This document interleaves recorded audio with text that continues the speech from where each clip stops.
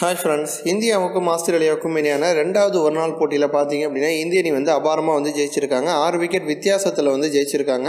முதல்ல ஆஸ்திரேலிய அணி தான் பேட் பிடிச்சாங்க.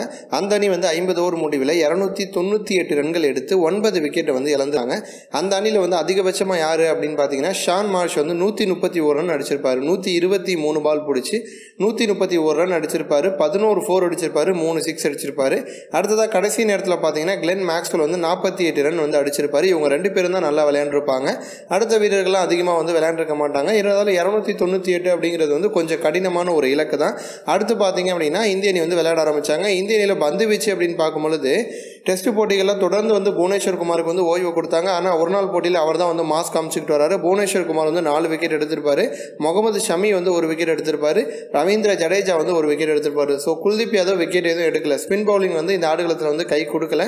அடுத்து இந்திய அணி விளையாட ஆரம்பித்தாங்க. முதல் ஒரு நாள் போட்டியில் சதம் அடித்த ரோஹித் சர்மா ரெண்டாவது ஒரு நாள் போட்டியில் அரை சதத்தை தவற விட்டுட்டாரு. 43 ரனில் அவுட் ஆயிருப்பாரு. தவான் 32 ரனில் அவுட் ஆயிருப்பாரு. கேப்டன் விராட் கோலி அபாரமாக விளையாண்டு சதம் அடிச்சிருப்பாரு. 112 பால் பிடிச்சி 104 ரன் அடிச்சிருப்பாரு. 5 4 அடிச்சிருப்பாரு, 2 6 அடிச்சிருப்பாரு. அடுத்து ராய்டு 24 ரனில் அவுட் ஆயிருப்பாரு. கடைசி நேரத்தில் MS தோனி மற்றும் தினேஷ் கார்த்திக் இவங்க 2 பேரும் பார்ட்னர்ஷிப் போட்டு அபாரமாக விளையாண்டுருப்பாங்க.